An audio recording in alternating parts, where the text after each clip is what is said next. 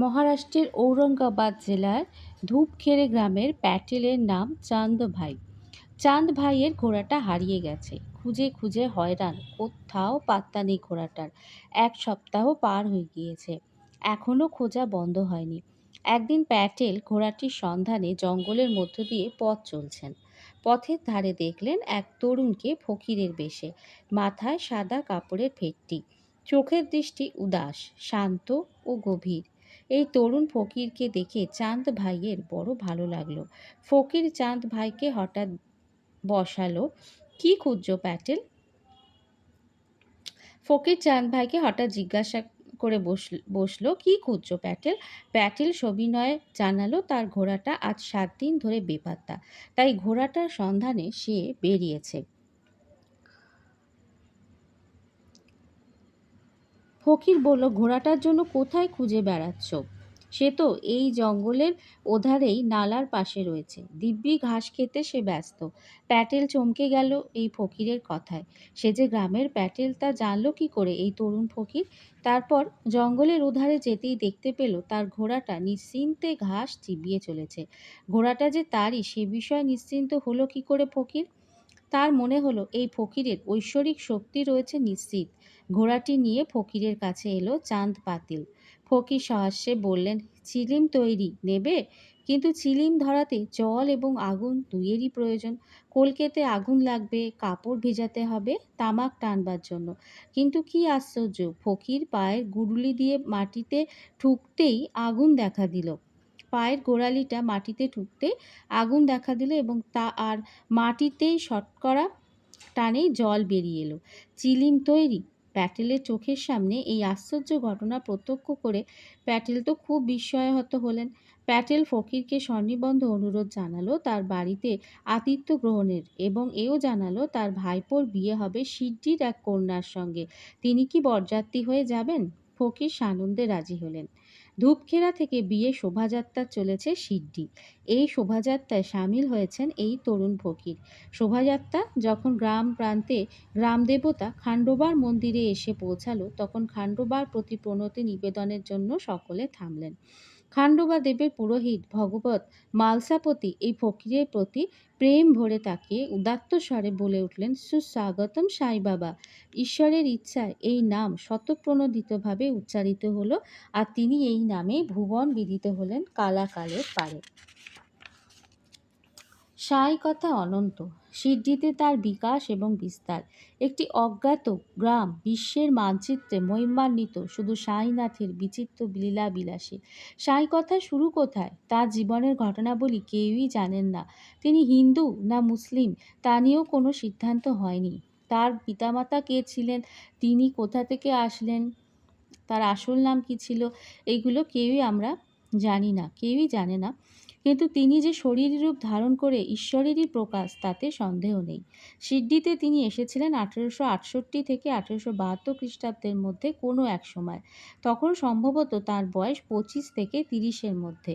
সাই বাবার কথোপকথনের মধ্য দিয়ে অনুমান করা হয় নিজামের অধিকারভুক্ত মারাঠাওয়াড়ার পাথরি তাঁর জন্মস্থান, এবং সম্ভবত 1838 থেকে 1842-এর মধ্যে তিনি জন্মগ্রহণ করেছিলেন।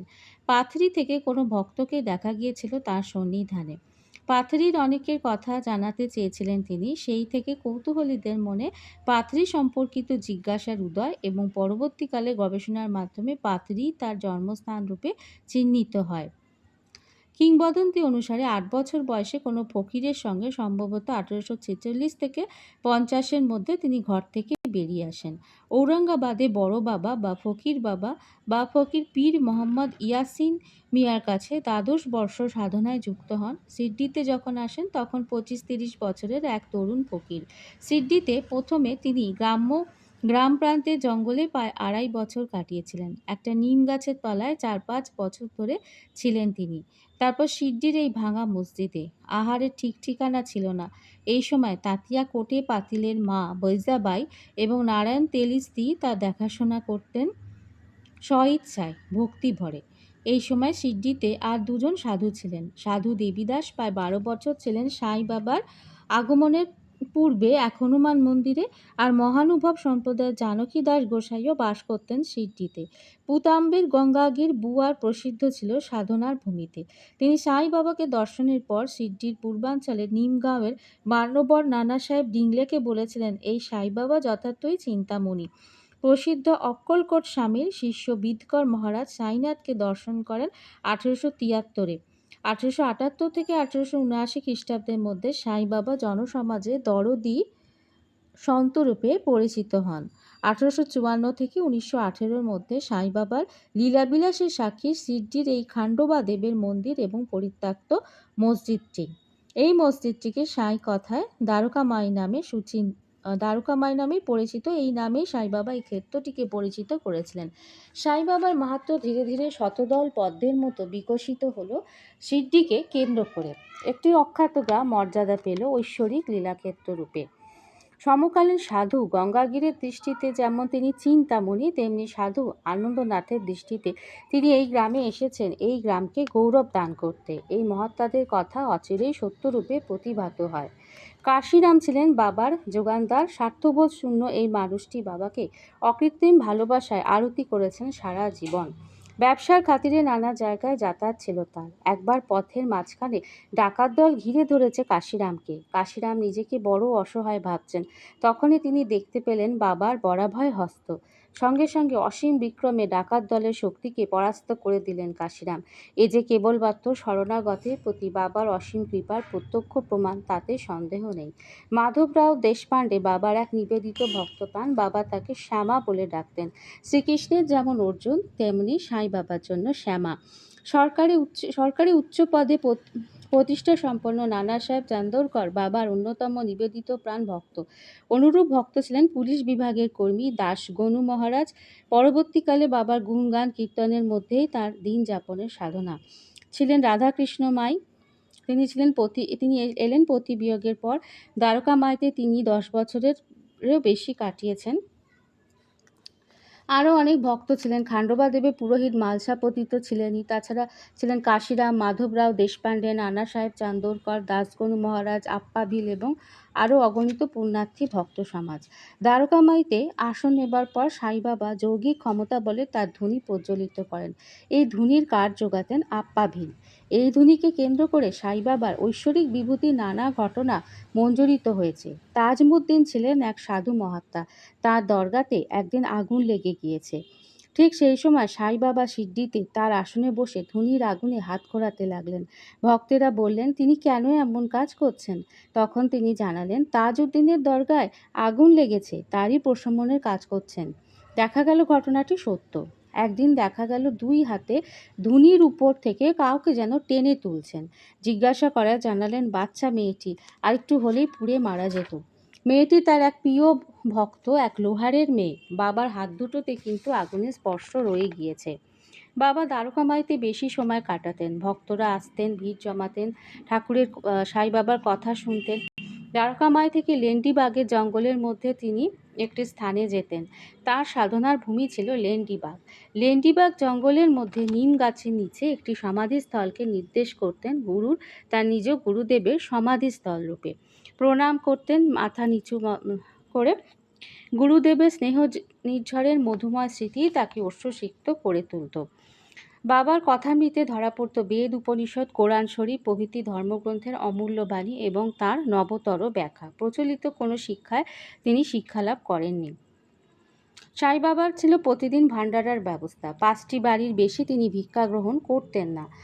ভক্তরা যা দিয়ে যেতেন তার সবই খরচ করে দিতেন, কখনো ভান্ডারার কাজে, কখনো দিন দুঃখীদের প্রয়োজনে। থাকতেন দ্বারকামাইতে একটি 5 ফুট লম্বা আর 9 ইঞ্চি চওড়া মাচার উপর। ঈশ্বর জানেন তিনি কিভাবে ওই মাচার উপর থাকতেন। প্রতিদিন মাটির প্রদীপ জ্বলত তার জমায়েতে। প্রদীপের তেল ভিক্ষা করতেন ব্যবসায়ীদের দোকান থেকে। দোকানদারেরা দেখল এই পাগলা ফকিরকে রোজই তেল জোগাতে হয়।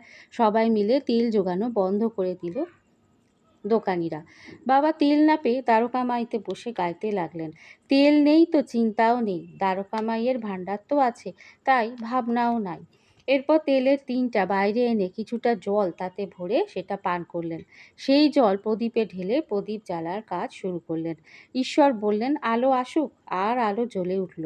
সারা রাত সেই জলের প্রদীপে বাবার আসর জমে উঠল। উপস্থিত মানুষরা এই অকল্পনীয় ঘটনা প্রত্যক্ষ করে আনন্দে বিস্ময়ে অভিভূত হয়ে গেলেন।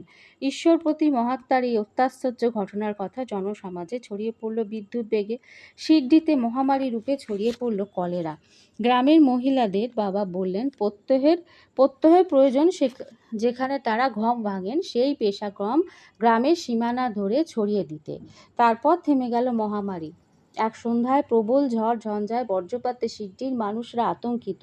সাইবাবা একটি 1 ফুট লম্বা রড নিয়ে দ্বারকামাইয়ের দরজার সামনে দাঁড়িয়ে থামের উপর আঘাত করে এই অঘটন বন্ধ করতে বললেন।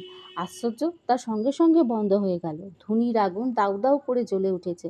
বাবা সেই আগুনকে সংযত হতে অনুরোধ করলেন এবং তার সঙ্গে সঙ্গেই সংযত হলো। এরকম অসংখ্য ঘটনা প্রায় নিত্যদিনের ব্যাপার। সাপ, বিষাক্ত বিছে, এমনকি বাঘ পর্যন্ত বাবার আদেশ মান্য করে চলত। বাবা ছিলেন ত্রিকালদর্শী, সর্বজ্ঞানী। নানা ঘটনার প্রবাহ বয়ে চলেছে সিডনির আকাশ মাটিতে। এক মহিলা ভক্ত এসেছেন বাবাকে প্রণাম জানাতে। বিগত 6 বৎসর ধরে তিনি মাথার যন্ত্রণায় কাতর। বাবাকে কিছু বলবার আগেই তার মাথায় হাত দিয়ে বাবা বললেন, বড় যন্ত্রণা, তাই না? এখন থেকে এটা আর ভোগাবে না। স্পর্শ মাত্রই সম্পূর্ণ নিরাময়। বাবার ফটোতে মহিলা প্রত্যহ ভোগ নিবেদন করেন 3 বার। বাবা তাকে বললেন, তিনি তো প্রতিদিন 3 বার তার নিবেদিত ভোগ গ্রহণ করেন। ঘরের বিবরণও দিলেন নিখুঁতভাবে। বোম্বেতে এক ভদ্রমহিলা বাবার ফটোর সামনে নৈবেদ্যে একটি টাকা রাখবেন চাইলেন তার স্বামীর কাছে। স্বামী দেখলেন তার কাছে খুচরো নেই। অফিসে বেরোনোর তাড়া। নিচে নেমে অন্য পকেটে হাত দিয়ে দেখলেন একটি টাকা আছে পকেটে, কিন্তু আর ফিরে না এসে চলে গেলেন অফিসে। কিছুকাল পরে সস্ত্রীক এসেছেন সিডনিতে বাবার কাছে। বাবার কাছে বসেছেন তারা। বাবা প্রসঙ্গক্রমে কৌতুক ভরে বললেন, দেখ মা, এখন মানুষজনেরা কেমন মিথ্যা করে বলছেন।